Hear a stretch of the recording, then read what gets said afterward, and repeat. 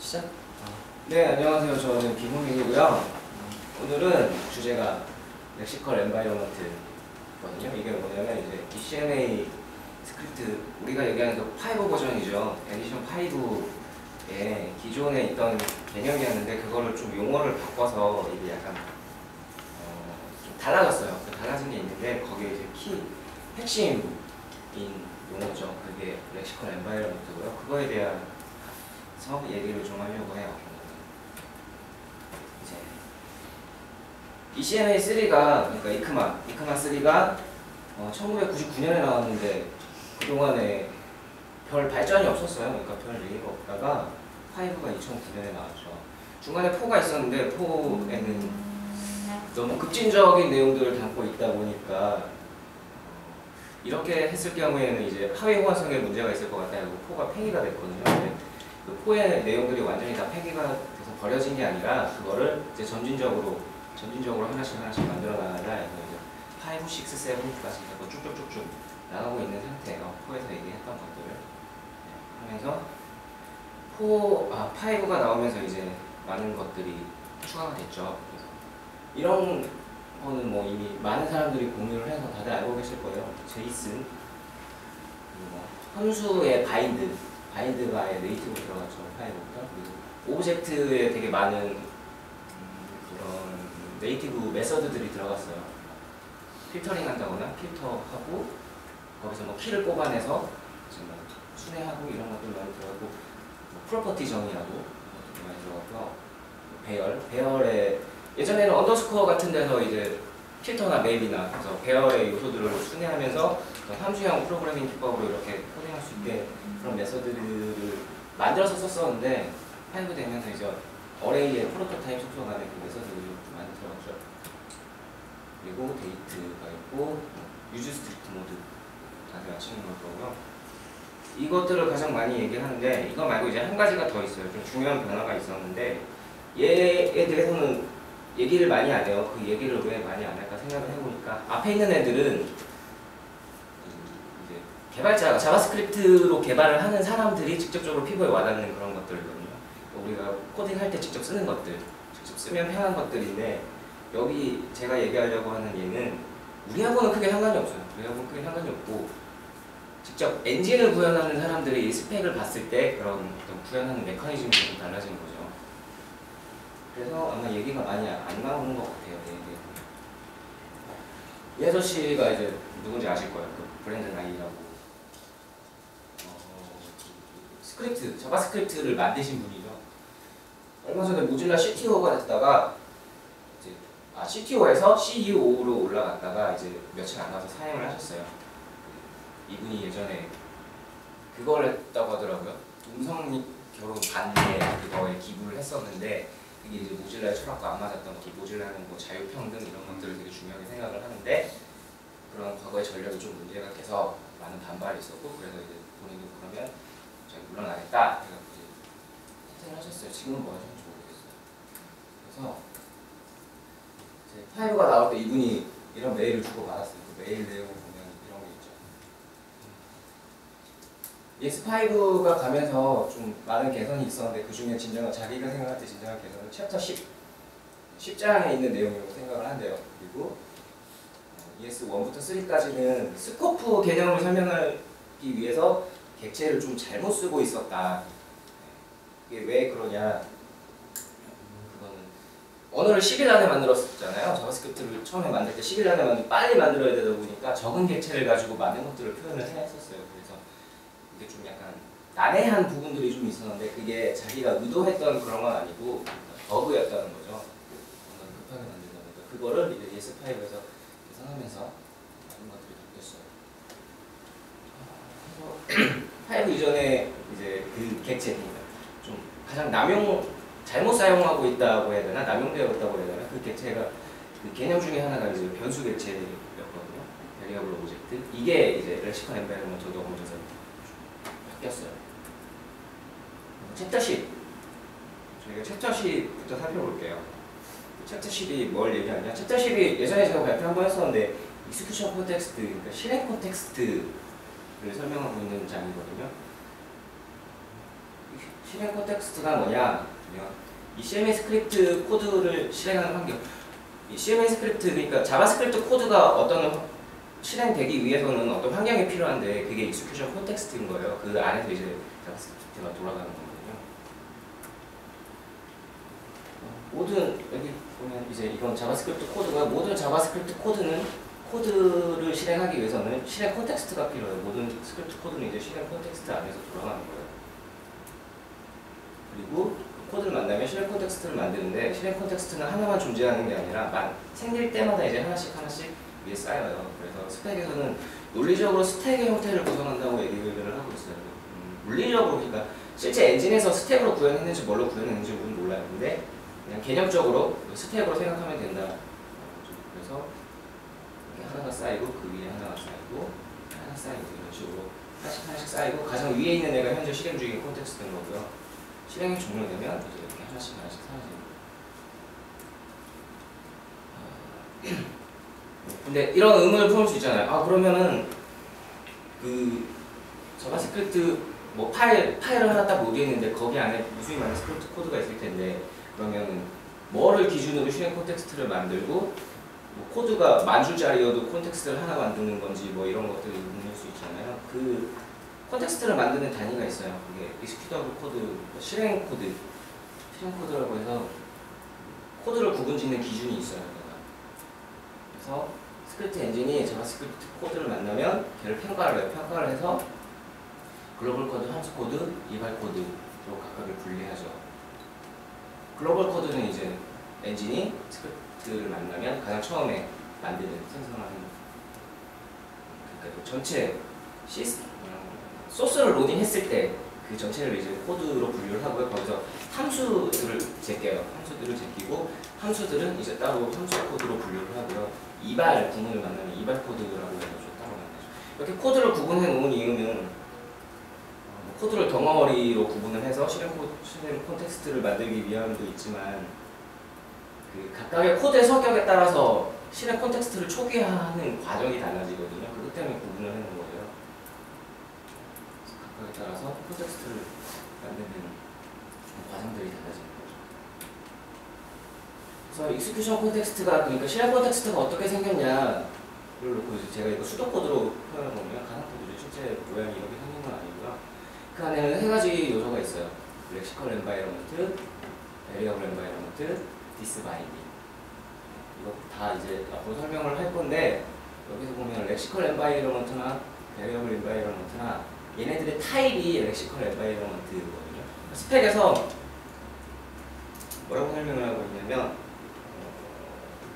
어떤 개념을 설명하기 위해서 얘네들의 형태를 구분해 놓은 거예요. 그러니까 타입을 만들어 놓은 거죠. 렉시컬 엔바이러먼트는 이런 일을 하고 이런 성격을 갖고 있는 애다 라고 렉시컬 엔바이러먼트라는 타입을 정의를 해놨는데 그 타입을 갖는 프로퍼티인 거예요. 그 타입의 프로퍼티들인 거거든요. 얘네들이 이런 타입이다. 그러니까 얘네 둘은 타입이 같아요. 디스바인딩은 어떤 오브젝트 형태의 객체 형태의 그런 따로 이제 바인딩하는 타입이고요. 그래서 가장 처음에 렉시컬 엔바이러먼트에 대해서 얘기를 할 거예요. 뭐냐면 그냥 이름에서 딱 오잖아요. 렉시컬 엔바이러먼트니까 어휘적인 환경, 코드를 실행하는 데 있어서 그 코드 안에서 자원을 어디에서 찾을 것이냐와 관련된 개념이거든요. 렉시컬 엔바이러먼트는 컴포넌트가 두 가지를 가지고 있어요. 얘가 가지고 있는 컴포넌트가 또 두 가지인데, 그러니까 프로퍼티가 두 가지라는 거죠. 엔바이러먼트 레코드가 있고 아우터 엔바이러먼트 레퍼런스가 있어요. 엔바이러먼트 레코드, 예전에 변수 객체, 그러니까 베리어블 오브젝트, 그 변수를 관리하는 그 변수 객체를 엔바이러먼트 레코드로 변경이 된 거거든요. 그러니까 지역 식별자 덩어리가, 그러니까 지역에서 사용하는 변수나 어떤 함수의 식별자, 걔네들을 관리를 하는데 여기다가 다 집어넣어요. 거기에서 그 식별자가 어떤 값하고 바인딩이 되어 있는지 그런 것들을 처리를 하는데 그게 엔바이러먼트 레코드고요. 아우터 엔바이러먼트 레퍼런스는 자바스크립트는 함수 단위 유효 범위를 갖는데 그 함수들이 중첩될 수 있잖아요. 함수 단위 유효 범위를 갖는데 함수들이 중첩된다는 거는 유효 범위가 중첩될 수 있다는 거거든요. 그러니까 유효 범위가 중첩되어 있을 때 그 상위 유효 범위로 올라갈 수 있어야 되는데 그거에 대한 상위 유효 범위에 대한 참조를 가지고 있는 게 아우터 엔바이러먼트 레퍼런스예요. 여기서 이제 environmental record를 얘기했는데 environmental record는 좀 두 가지가 있어요. 두 가지로 구분해요. 디클레러티브하고 오브젝트의 두 가지 타입이고요. 각각의 쓰임이 다른데 그냥 대충 지금 그냥 모양새만 보시고 나중에 또 다시 설명할 거거든요. 디클레러티브 environmental record는 이런 식으로 그냥 키와 밸류가 그냥 매핑이 되어 있어요. 키와 밸류. 걔 안에 어떤 키가 있고 그 키에 해당하는 그 값이 어떤 값이다. 어디에 있다. 그냥 이것만 이렇게 매핑하면 단순한 형태고요. 오브젝트 엔바이러먼털 레코드는 바인드 오브젝트라는 프로퍼티가 있어서 그 아까는 여기에 이 엔바이러먼털 레코드가 직접 키와 밸류에 바인딩을 처리를 했지만 여기에서는 다른 오브젝트가 있어요. 어떤 우리가 그냥 생각할 때 해시 테이블을 생각하시면 될 거예요. 어떤 해시 테이블에 데이터를 저장해놨는데 그 해시 테이블을 가져다가 나의 레코드로 사용하겠다라고 이렇게 매핑을 해주는 형태예요. 그러니까 따로 저장이 되어 있어요. 실제 데이터는 따로 저장이 되어 있고 바인딩 해주는 역할만 하는 거거든요. 그래서 그 전에 3에서는 밸류 오브젝트니까 오브젝트를 사용하다 보니까 이거랑 비슷했어요. 이 오브젝트 엔바이러먼털 레코드하고 비슷했는데 그러다 보니까 다 그 오브젝트로 만들어서 어떤 키밸류 매핑을 처리해야 됐거든요. 그런데 이제 5에서는 오브젝트라는 말을 뺐어요. 그래서 레코드라는 개념을 쓰고 여기다가 오브젝트로 이런 형태로 그걸 구성해야 된다라는 얘기를 뺐거든요. 그러다 보니까 네이티브에서 훨씬 자기들이 그냥 마음대로 구현할 수 있는 거예요. 값을 직접 객체에다가 매핑해서 이렇게 처리를 하는 게 아니라 그냥 직접 네이티브로 바인딩 할 수 있어서 오히려 효율성이 증대됐다고 합니다.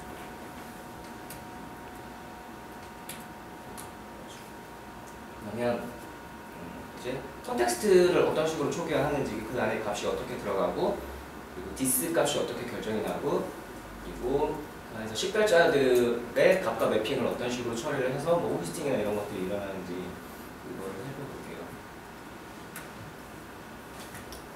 코드에 따라 조금 다르다고 했잖아요. 그래서 전역 코드랑 함수 코드가 조금 달라요. 근데 전역 코드는 되게 간단해요. 크게 고민할 게 없고 그냥 시스템이 알아서 처음에 딱 초기화하면서 딱 세팅하면 끝이기 때문에 사용자가 어떤 함수 같은 경우는 사용자가 어떻게 코드를 짜느냐에 따라서 이게 좀 변수가 많거든요. 그래서 전역 코드는 그거하고는 조금 무관하기 때문에 심플하죠. 렉시컬 엔바이러먼트가 있고 베리어블 엔바이러먼트가 있는데 그리고 디스 바인딩 세 가지 프로퍼티가 있다고 하고요. 디스는 기본적으로 브라우저 환경에서 윈도우죠. 윈도우에 그냥 바인딩이 돼요.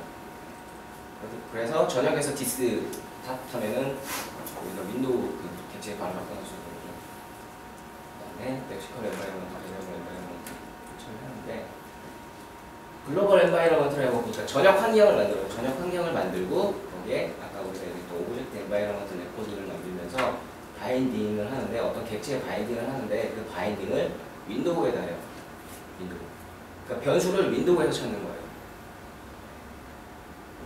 여기 보면 디스는 디스 바인딩은 윈도우에다 해놓고 객체 바인딩 여기 레코드 객체 바인딩을 또 윈도우에다 하다 보니까 프로퍼티랑 변수랑 같은 객체에다가 집어넣고서 지금 쓰고 있는 상황인 거죠. 그러니까 전역에 변수로 선언하면 전역 객체의 프로퍼티로도 접근을 할 수 있죠. 물론 딜리트는 안 돼요. 변수는 딜리트 못 하거든요. 프로퍼티만 딜리트 할 수 있다 보니까 변수로 선언해야 되는 딜리트가 안 돼요. 그 실제 내부 속성은 조금씩 차이가 있는데, 그러니까 어쨌든 같은 저장 공간에다가 저장해놓고 지금 쓰기 때문에 프로퍼티로도 접근하고 변수로도 접근하고 이런 상황이 되는 거고요. 전역 객체는 전역이 최상단이기 때문에 자기 외부로 올라갈 데가 없죠. 그렇다 보니까 아우터 엔바이러먼트 레퍼런스가 어디에 없어요. 위로 올라갈 데가 없어요. 전역 코드는 이런 식으로 초기화하고요. 다음에 함수 코드. 기본적으로 전역 실행 콘텍스트가 만들어져 있어요. 모든 코드는 실행 콘텍스트에서 들어가야 되는데 전역 코드가 기본적으로 생성이 되어 있기 때문에 전역 실행 콘텍스트도 당연히 기본적으로 준비를 하는 거고요. 그 위에서 모든 코드가 돌아가는 거죠. 여기서 제어가 이 함수 실행을 만나면 함수의 실행 콘텍스트를 만들죠. 실행 콘텍스트를 만들었어요. 그 다음에 하는 일이 디스 바인딩이에요. 디스를 결정을 해야 돼요. 디스를 결정을 해야 되는데 여기는 이 썸 함수의 디스는 널이에요. 왜 널이냐면 좌측에 아무것도 없기 때문에. 좌측에 그 함수를 어떻게 호출했느냐에 따라서 디스가 결정이 나는데, 그거를 확인을 할 때 이 엔진이 뭘 보냐면 좌측에 뭐가 오는지 보거든요. 그러니까 이 함수가 누구 소속인지 보는 거예요. 근데 소속이 없어요. 소속이 없으니까 널이에요. 널이면 전역으로 처리를 해요. 널을 전역으로 처리를 하는데, 디스가 있는 널이고, 널이거나 언디파인드 경우에 디스는 자동으로 블로그가 되니까 뭐 윈도우겠죠. 브라우저 환경에서는 윈도우로 처리를 하는데, 유즈 스트릭트 모드에서는 그렇게 자동으로 처리를 해주지 않아요. 그냥 널로 처리를 해요. 디스가 없어요.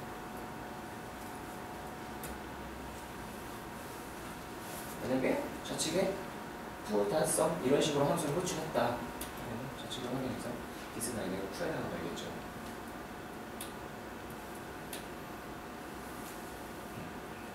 이제 실행 콘텍스트를 만들었고 디스 바인딩까지 끝났어요. 디스 바인딩 하고 난 다음에는 렉시컬 엔바이런먼트를 만들거든요. 비어있는 지역 엔바이런먼트를 하나 만들어요. 근데 거기에는 레코드가 0이에요. 아직 뭐 변수나 이런 것들이 들어가 있지 않아요. 그래서 여기다 설정을 해주고 이렇게 준비 작업까지 다 하는 거예요. 그러니까 비어있는 엔바이런먼트 객체를 만들어서 혈당을 해놓고 준비를 딱 해놓고요. 여기에서 이제 식별적 바인딩 초기화들이 시작이 되는 거예요. 실행 콘텍스트의 어떤 값이나 이런 것들을 이제 또 초기화 하나씩 시작하는 거죠.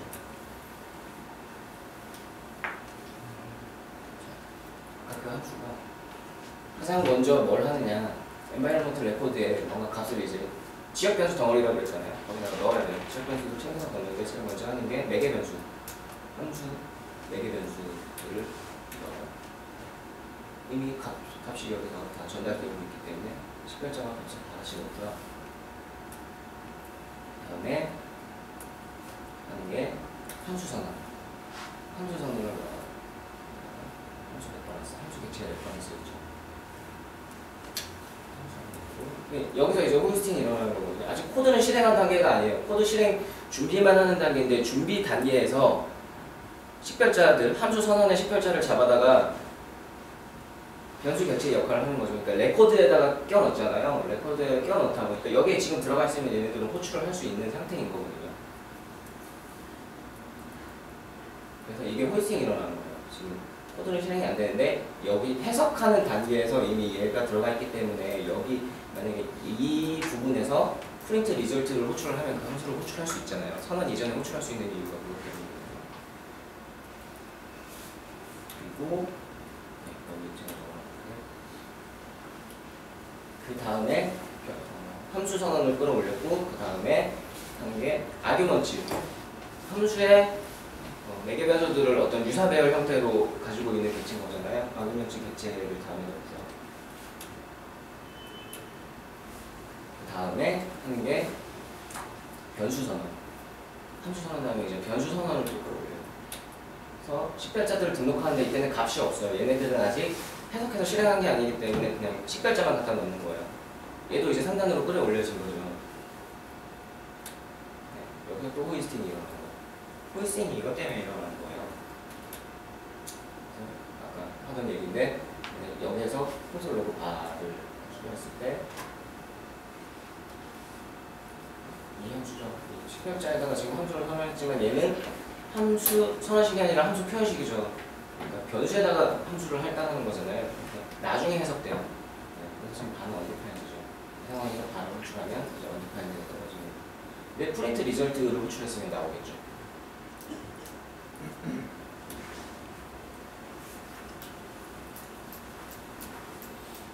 그 다음에 이거 잘못했어. 원래 리절트는 지금 여기 식별자가 등록되어 있어야 되는데, 얘네 둘이 식별자가 등록되어 있는 상태에서 언디파인드인 상태에서 이제 해석하면서 거기 코드를 실행하는 거죠. 이제 한 줄씩 해석하면서 코드를 실행하고 이제 값이 할당되고 이런 식으로 처리되는 거죠. 이렇게 실행되면서 저 로컬 엔바이런먼트 값이 계속 실행되면서도 업데이트 되는 거죠? 엔바이런먼트 레코드예요. 그러니까 제가 처음에 실행 콘텍스트를 만들면서 저 인바이러먼트 레코드를 구성한 상태에서 끝나는 게 아니고 저게 이제 처음에 컨텍스트가 만들어지고 난 다음에 코드가 실행되면서 저거를 계속 업데이트한다는 거죠.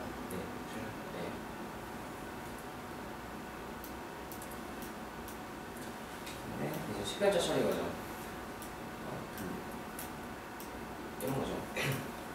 지역표준 덩어리에다 값을 넣어놨는데 이제 그 값을 찾아야 되잖아요. 근데 상위에 있는 값에도 접근할 수 있는 그 원리가 이제 10별자 처리 과정에 들어가 있는 거거든요. 10별자를 어떻게 찾아가기 때문에 그 스코프 체인이 일어나는 건데, 이거는 ES3에서 보통 그 우리가 배열로 설명을 했었어요. 그러니까 어떤 스코프 체인 콜렉션으로 설명을 했었는데 그거랑 크게 다르진 않아요. 그냥 약간 개념이 조금 바뀐 거고요.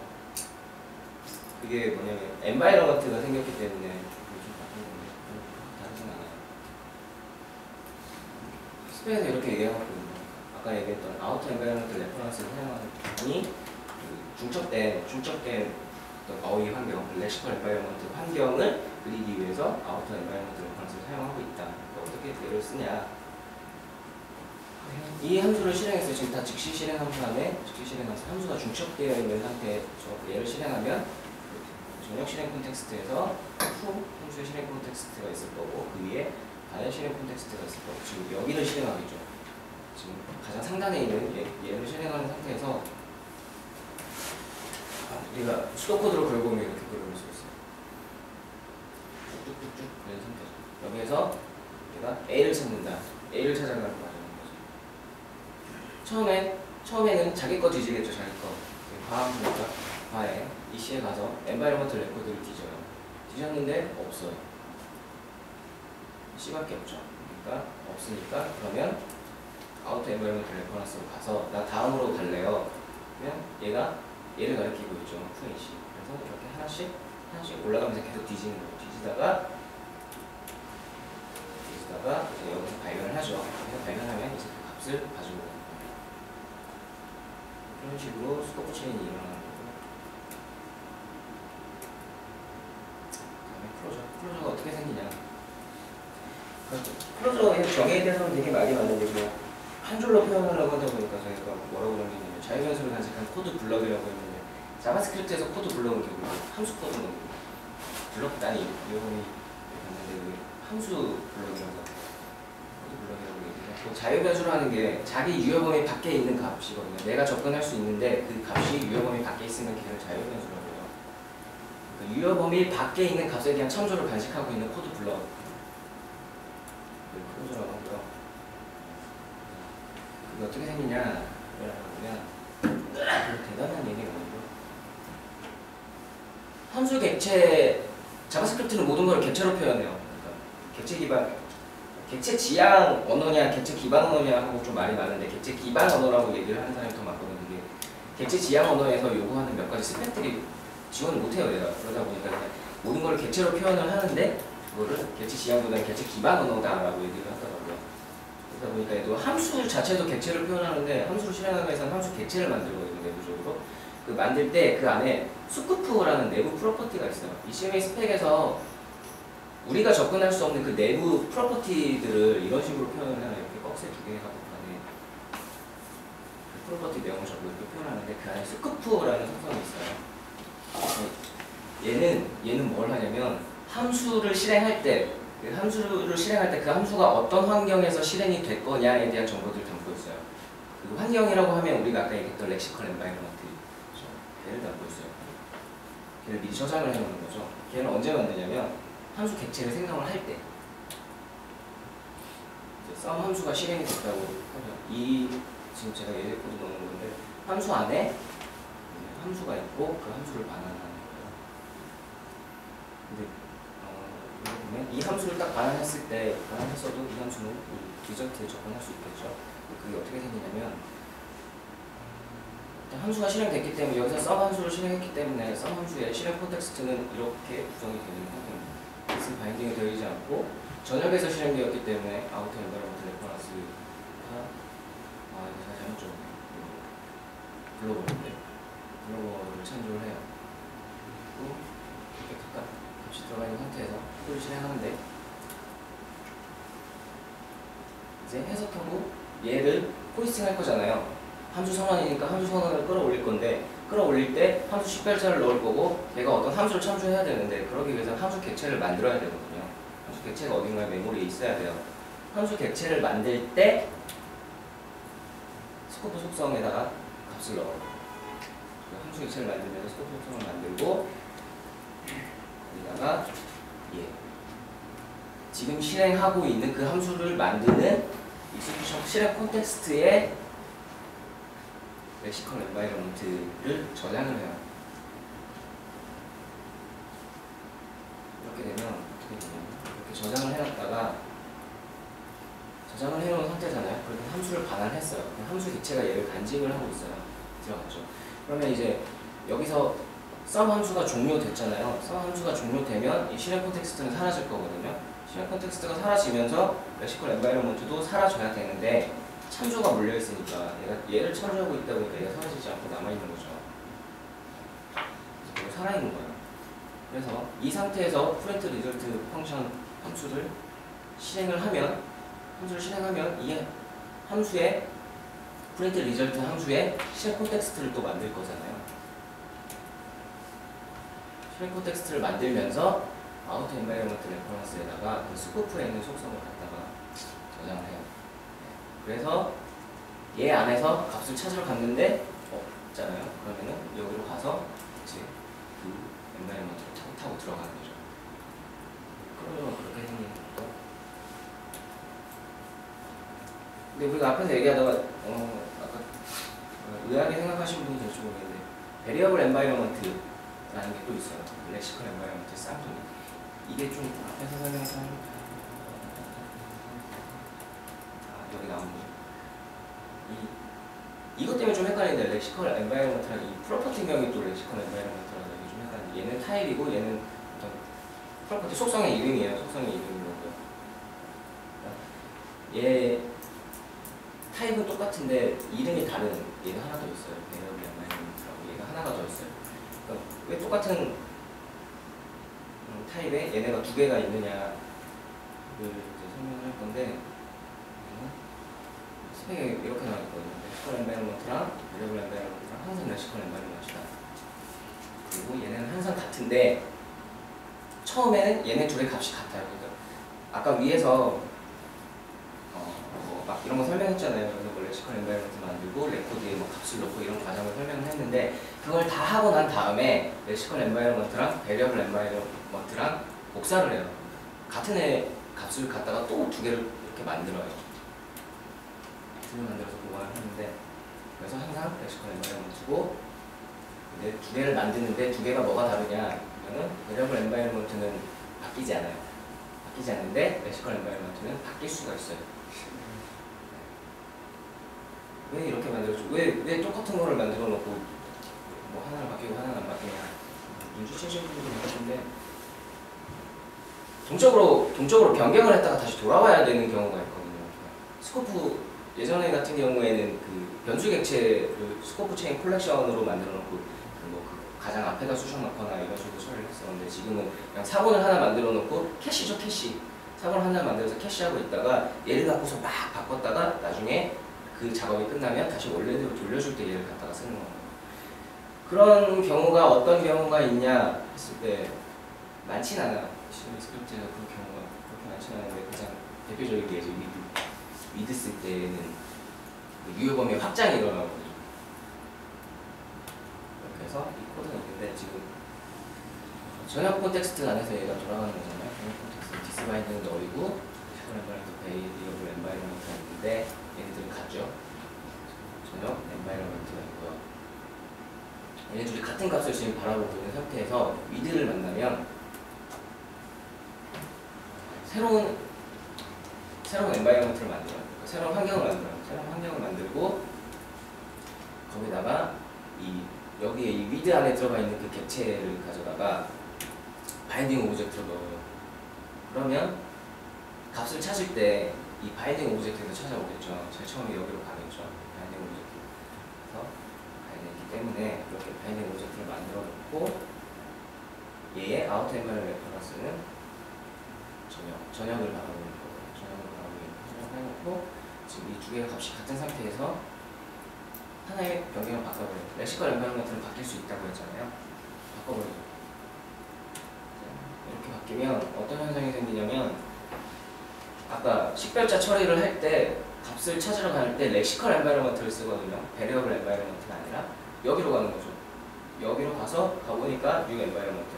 그러니까 전역으로 가는 게 아니라 값을 여기로 찾는 거예요. 여기로 먼저 찾으러 가는 거예요. 이런 식으로 확장이 일어나는 거예요. 이렇게 했다가 여기서 풀을 찾으러 가는데 여기로 가서 이렇게 찾는 거죠. 이제 끝났어. 리드문이 끝나면 다시 원래대로 돌려주는 거예요. 식으로 이렇게 원래대로 돌려주는 거죠.